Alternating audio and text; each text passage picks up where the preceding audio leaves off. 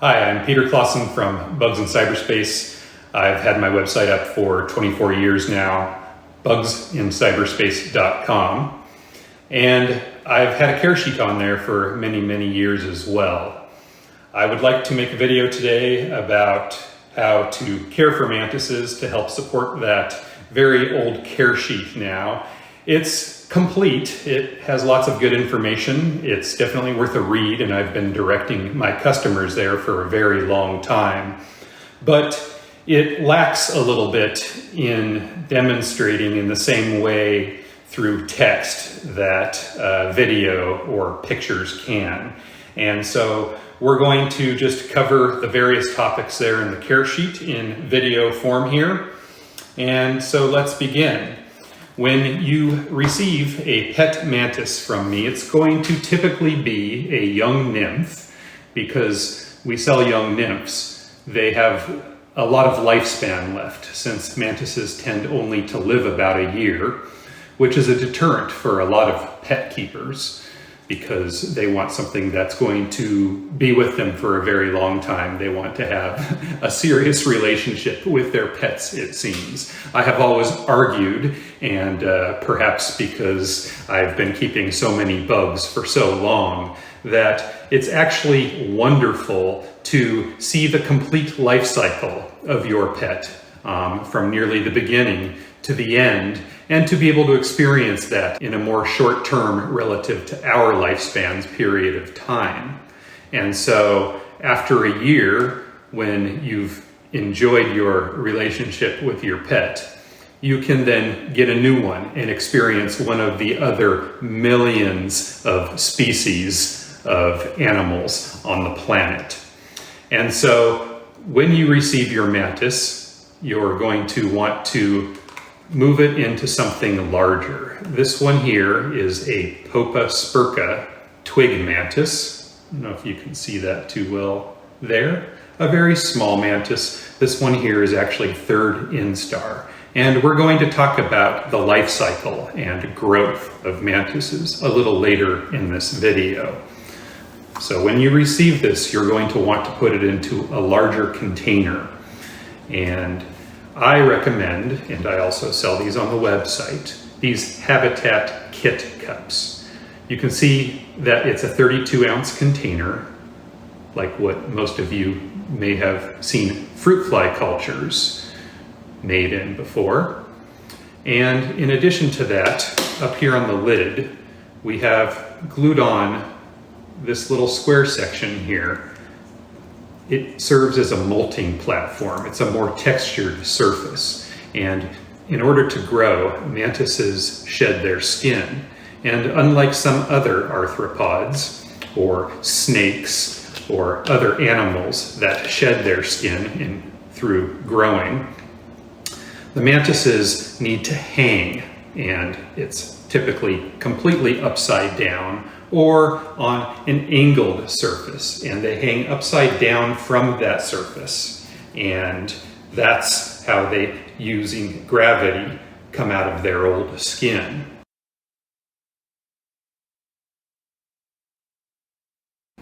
And so that textured platform is very important.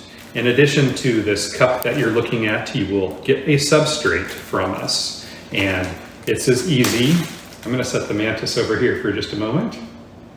It's as easy as just putting some of this substrate into the cup base like this. And it doesn't need to be too deep. You might put in somewhere 1/2 inch, 3/4 of an inch. And usually there's enough for a substrate change.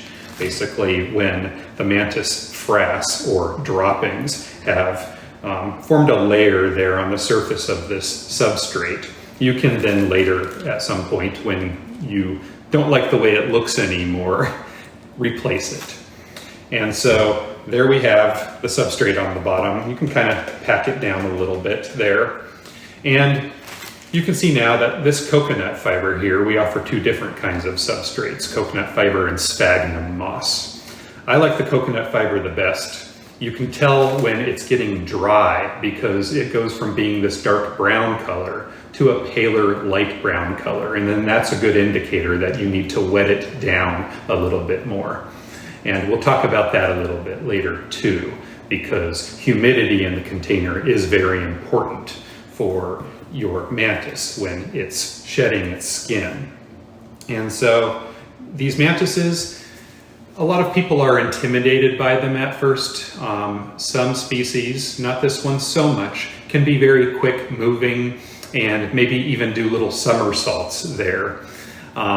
They're not faster than us though, and so your main concern when handling your young mantises is that it doesn't fall into maybe a heater vent behind you or crawl under your refrigerator or something like that. And so it's best to open them up from their shipping containers, maybe in the middle of your room, low to the ground, over the floor, carpet, or whatever.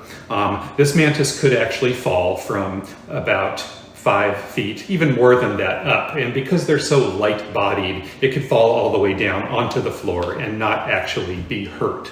But of course, we don't want to take any chances. And so it's best to move it into something, I'm on a table surface here, low to the ground in case you do drop it. And then in an open area where there aren't places for it to hide.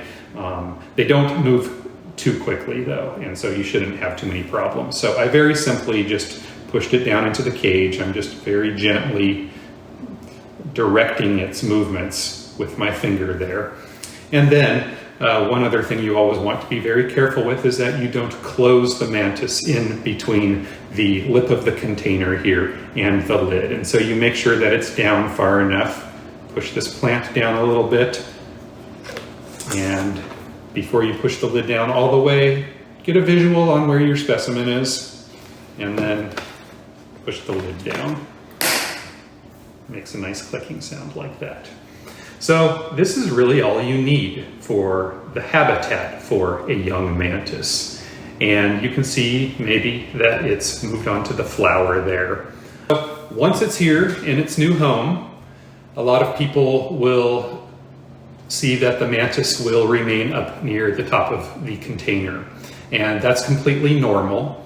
They are ambush predators, and so they rely on their camouflage to blend in with various surfaces in nature. In the case of this twig mantis, it blends in with twigs or small sticks.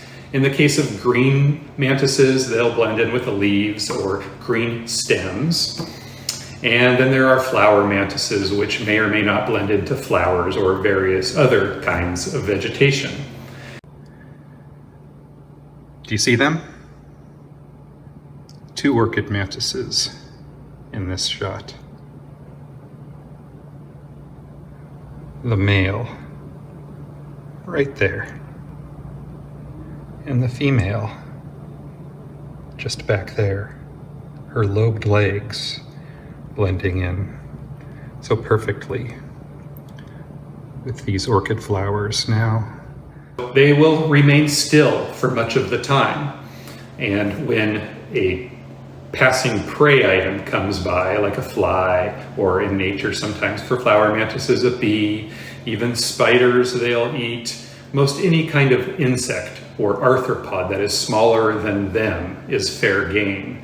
They can be a little choosy sometimes, and they have learned through evolving that there are some things like maybe hornets, striped things, buzzing things, that maybe these things can sting them or bite them. And so they'll be very careful and choosy in some cases about what they eat. But of course, as keepers, we want to be careful about what we are offering them because we don't want to hurt our pets with anything that can sting or bite them. Now, a lot of keepers will, especially during lean times where they may be having trouble finding food, pull a bee or a hornet or something out and put it in. And typically the mantis will be able to dispatch it, but it's better safe than sorry. And so, of course, I recommend the more tried and true feeders that are available in the hobby, like a fruit fly culture, same kind of container as this. I sell fruit fly cultures on the website, and you can learn more about the care for fruit fly cultures and use of them at this link right up here. I have another video about them. This is another size. This is the medium size that I sell. It's got this little pop-up lid, which makes feeding quite easy. You just tap some fruit flies in.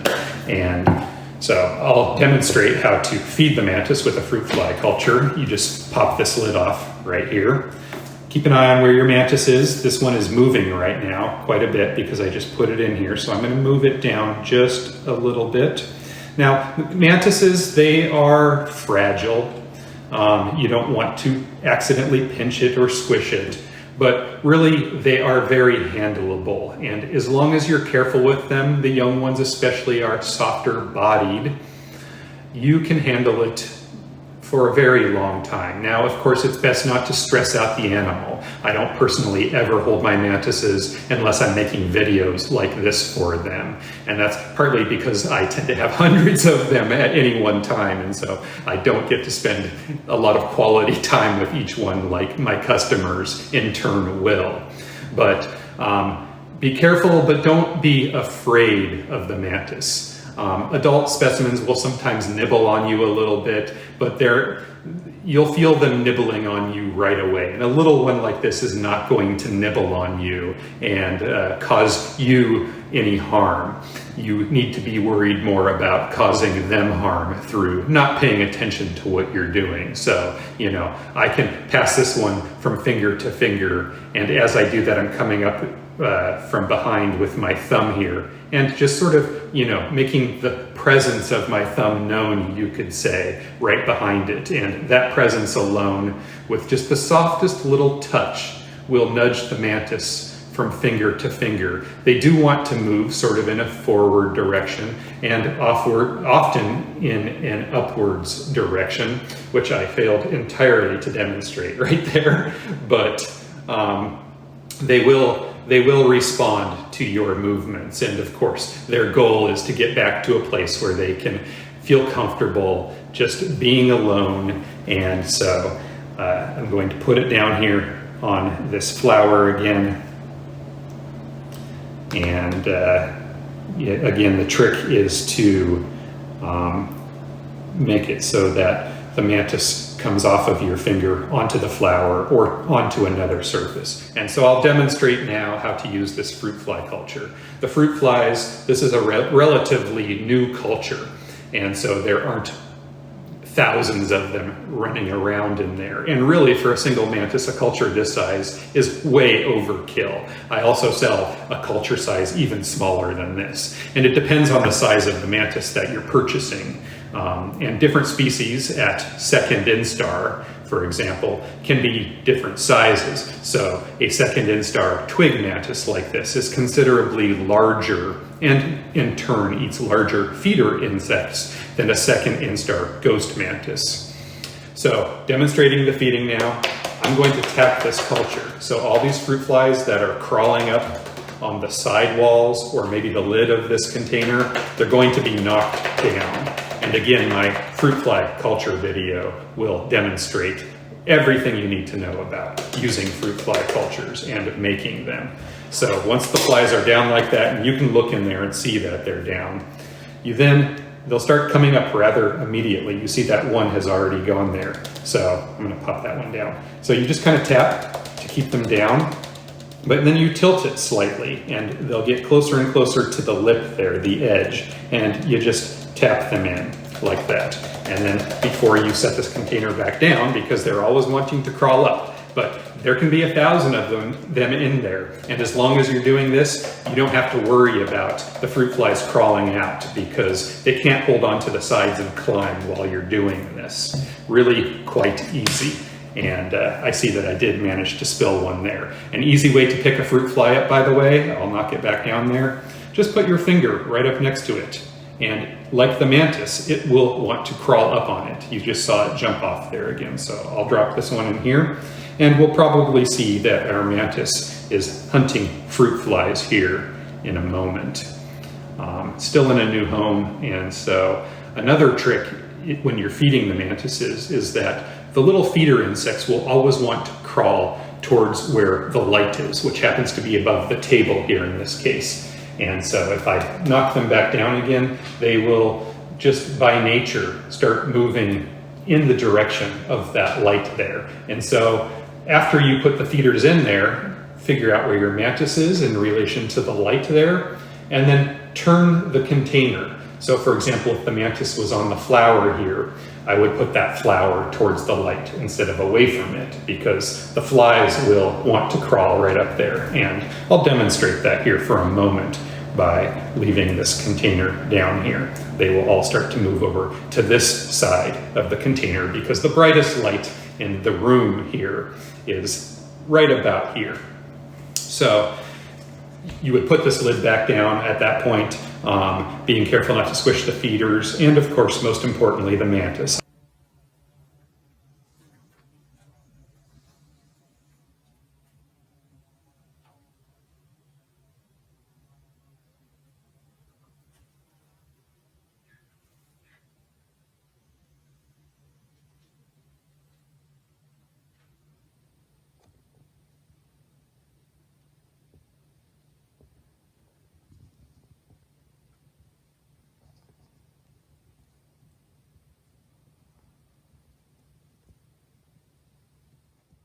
And so another kind of feeder that we use are house flies, and I have some in here. And typically when I sell the house flies, they will be in pupa form. These are pupae. The plural of pupa is pupae, P-U-P-A, and P-U-P-A-E. These are housefly pupae. And they are the next step up in terms of feeder size versus the fruit flies. And so after your mantis grows a little bit, it will graduate to these larger kinds of feeders. Now, you can collect flies from the windows in your home as long as your home has not been sprayed with pesticides, because you don't want to feed pesticide-laden flies to your pet mantis. See one of them crawling towards the light there. I'm going to pop this lid back on here at this point, because otherwise we're going to be getting fruit flies around the house.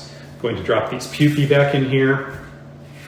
And so feeding insects from outdoors, a lot of people online will advise against it, but if you cruise around online, you're going to be able to find, it's kind of like turning the news headlines on. You're going to find all of the bad things that happen. Someone will say, I fed a wild fly to my mantis, and the next day it was dead. And then it sort of spreads like wildfire, and everybody thinks that suddenly that's a bad thing because one person, or now that the internet has been around for decades, lots of people have misattributed some event to some outcome.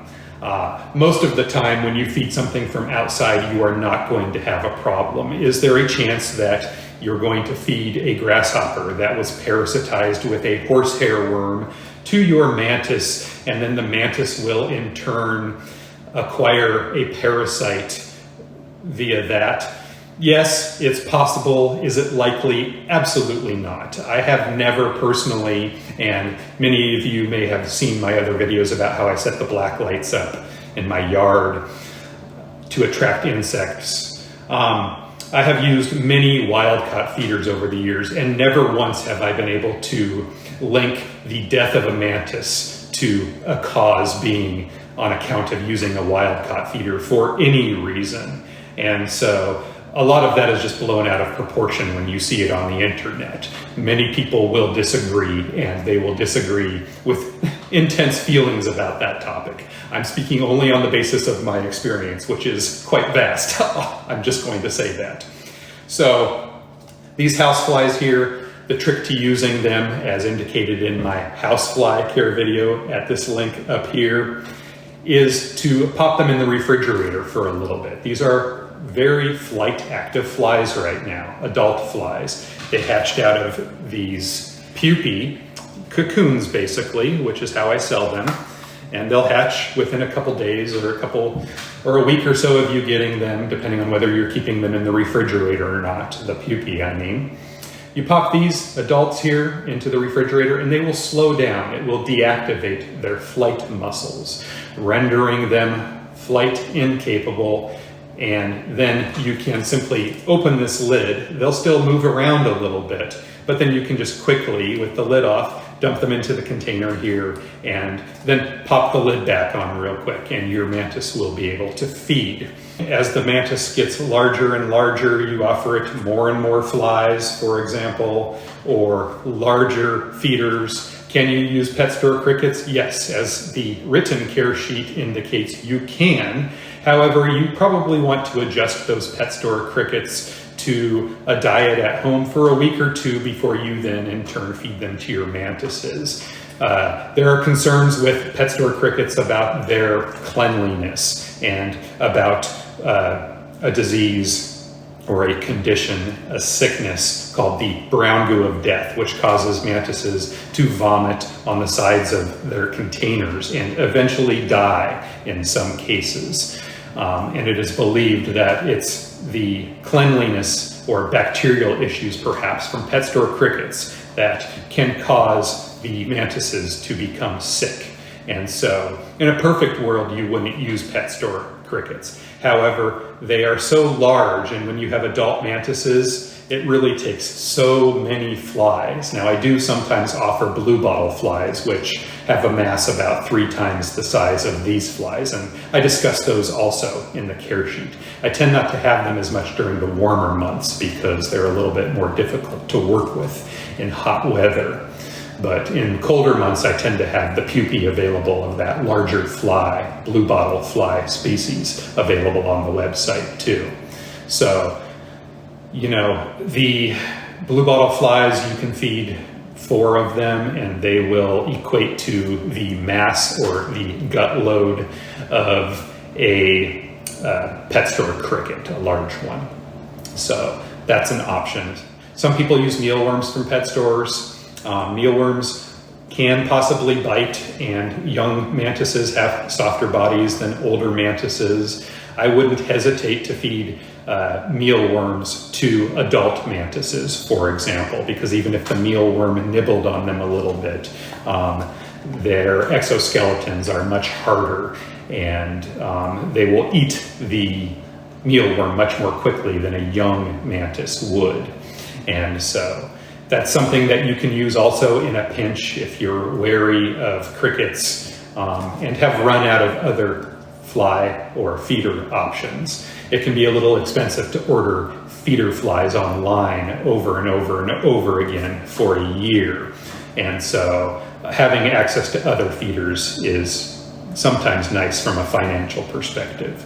You can also check your porch light at night. You might find crane flies there. Even in the winter time, there are small crane flies called winter crane flies. Other gnats, even mosquitoes. You can leave a window open or your door open in the warmer months or even in fall and spring, and sometimes have some bugs fly in that will be in your windows because they're seeking the light usually. So another thing you can do is to go and get yourself a net from a dollar store. Just go out into the grasses or where you see flowers and just kind of run the net over the flowers or through the grasses and then look into it and you'll find some little bugs crawling around. And that's a really cheap and easy way to source feeders for your pet mantis. Besides feeding, you want to have a little spray bottle like this. Just occasionally, where is my mantis? Right down there on the bottom still. Very unusual for a mantis to be on the bottom. I'm going to tap in here a little bit to knock down any fruit flies.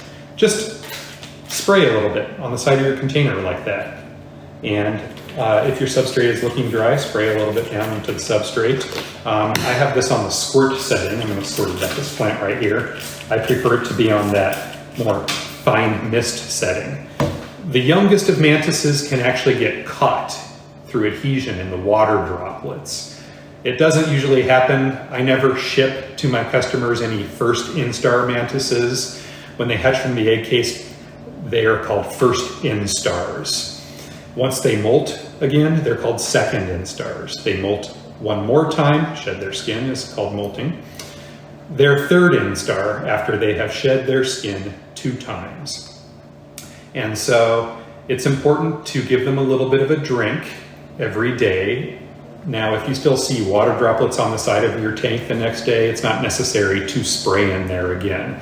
This is a very well ventilated lid up here on the top of these cultures. It's actually a fabric / paper mixture. It's called a polyfiber lid. And so it breathes really well. There are a lot of holes in there through the plastic. If you have a less limited ventilation environment, like some of the other commercial cages out there, you're going to maybe want to punch some more holes into that kind of lid or spray less frequently. It's always a little bit of a trick because the temperature in every 2 homes is different, and the kind of container every 2 keepers uses may be a little different. The depth of the substrate and how wet you keep it will affect the humidity in the container. And so again, that humidity is really important when the mantis is shedding its skin. And so keeping the substrate moist, as well as offering your mantis a little bit of a drink through spraying some fine mist. Can you see this? Droplets onto the sidewall of the container near the mantis is good. Now, if the mantis has been sitting in one spot and refusing food up on top of the container, looks like it's preparing to molt perhaps, then you don't want to spray the mantis directly. You don't want to bother at all. You don't want to continually add feeder flies or feeder insects of any kind into the container. If you're feeding roaches or crickets to your mantis and it goes to shed its skin, those feeders may actually eat your mantis. So if your mantis is refusing food, then you want to pull the uneaten feeders out. Now, these little fruit flies in here, and because I know this mantis actually just molted, because I can see its exoskeleton up there on the lid of this container, it just molted within the last 24 hours. And so I know that it'll be a few weeks minimum before it molts again.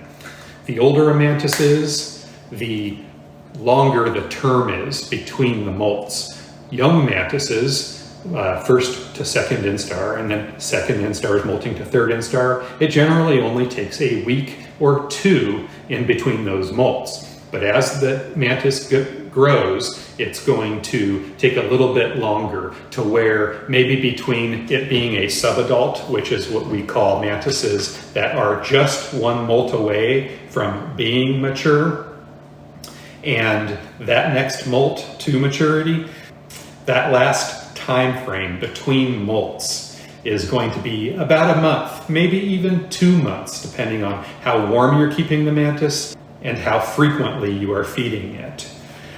This is a giant Asian mantis. Just molted about a day ago. And it's got a nice pale coloration. I'll pop it up here on my hat. You guys can watch it while we talk some more. Another question that I get very frequently is how much should I feed my mantises and how often? And that's a really, really difficult question to answer. It depends a little bit on how warm your tank is. A warm mantis will metabolize its food and grow more quickly than a mantis that is kept cool. If you're keeping them between 60 and 70 degrees versus 70 and 80, or even up to 85. There are some species that need it even warmer, but I don't tend to offer those ones through the website. You're going to need to feed them more or less often.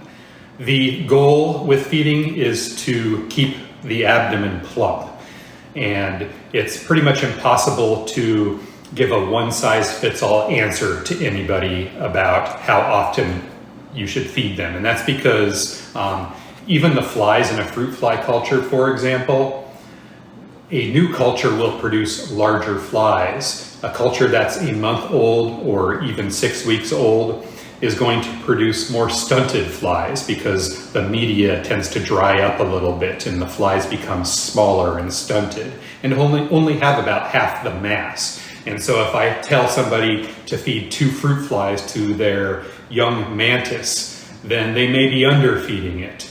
And so I'm always recommending to people to look at the abdomen on their mantis, which it can be hard to judge if you're a brand new keeper. So another test is to simply feed your mantis. If it refuses the food, it's not hungry. Now, a mantis rarely refuses food. A myth that you hear in the hobby rather frequently is, if I feed my mantis too much, will it explode? No, your mantis will not explode. That will never happen.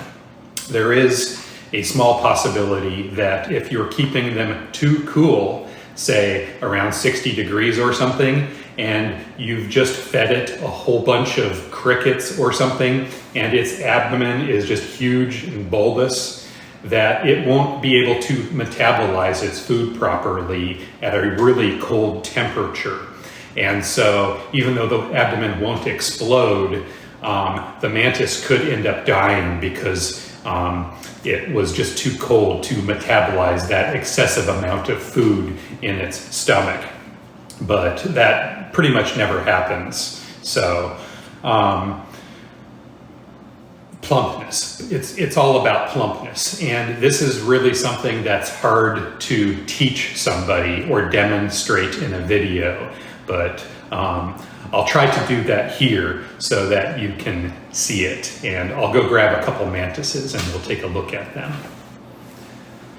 So here's 2 mantises. And this one here has a thinner abdomen, whereas the abdomen on this one over here is a bit more plump. Now, this one isn't so plump that it wouldn't happily eat more food. But this one is thin here, and so I could probably feed this one 7 houseflies before it would have a fully plump abdomen. And this one over here, maybe 3 to 4 houseflies.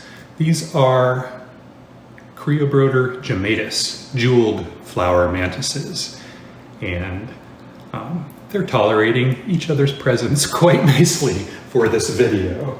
And I'm going to move them back here into these cups. So that demonstrates a little bit what plumpness means. I'll note that your mantises are not going to starve to death generally if they are well fed in a week's time. Of course, as pet keepers, we want to provide optimal health, feeding, care for our mantises. And so even though they don't need to eat every day like human beings do, they will accept food on a regular basis if you're offering it to them. And you do want to ideally keep them somewhere in the 80-degree range, sort of on average. 75's okay, 85's okay, 70's even okay. Generally, if you're comfortable, they won't be uncomfortable, but for optimal growth, warmer is better. And of course, at night, your house cools down. The mantises, I ship them, as you guys know, all the time. And really, they can get down to near freezing without being harmed in shipping. And they can also tolerate temperatures if they're not closed up in a container in direct sunlight or something like that where it gets much hotter. But, if it were 100 degrees outside and there was a mantis, as many of you in hot places know, sitting on a bush or something, it would seek a shady spot, but it would still be subjected to 100-degree temperatures and survive them just fine. So, optimally, we're going to keep them at somewhere around household temperatures, room temperatures. A little warmer is better. Do that if you can. If you can't, don't beat yourself up about it too much. The upside of keeping a mantis at slightly cooler temperatures is that it's actually going to live a longer life. The next topic here is molting, and we talked some about having that textured surface up there. You can also achieve a textured surface by pinching a strip of paper towel, slightly longer than the width of this lid. Just pinching that in there, that works. You can run one down the side. Most mantises, like this one here, they can climb up smooth surfaces, but there are some mantis species, and I always indicate it on my website, by the way. Oh, that one just caught a fly. I always indicate it on my website if there are species that can't climb glass, but most of them can, or plastic tank walls. You can put sticks in there, a lot of people do that. Any sort of textured surface that is higher up in the tank is going to potentially offer them a molting platform. They do need to be hanging from something, and I'll show some clips in here at this point in the video to demonstrate why they need to be hanging. It's because they descend out of their old skin with the aid of gravity to molt.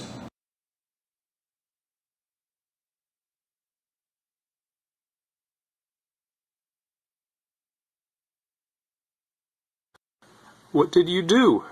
You're so much bigger. I just posted a video of this banded flower mantis earlier today, and she's gone and shed her skin. You can see that her adult wings have yet to unfurl. She's going to extend them. They're going to expand as she pumps hemolymph or blood into them. And they will be long, longer than her abdomen, and very pretty very soon. Take another video in about an hour. Exercising those new wings.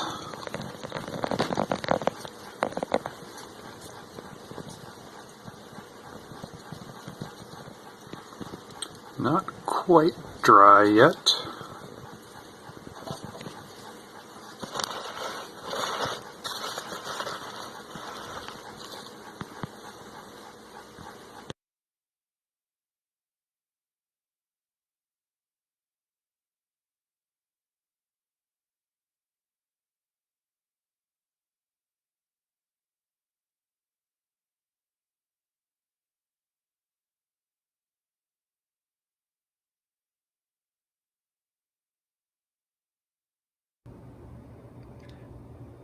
Her wings are still hardening, and so I'm not going to pick her up and handle her just yet.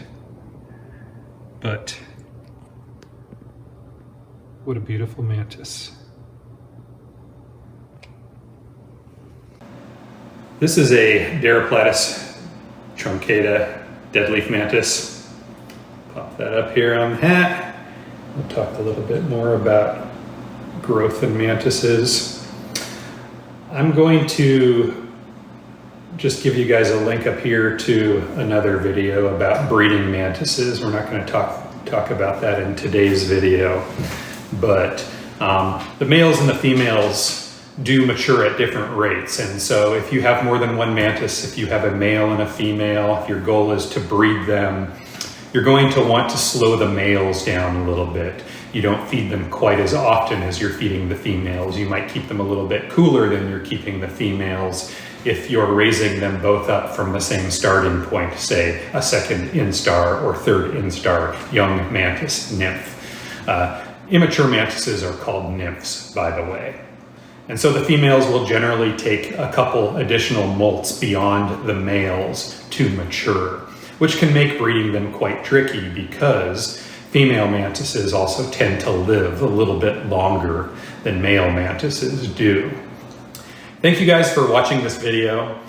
I hope that you found it informative. I know a lot more about mantises, but this was already a very long video, and the real point of this video is to provide a service to my customers as concisely as possible about the general care information for mantises. A lot of it really is, as most things are, sort of learn as you go. There is no better way to learn than through doing.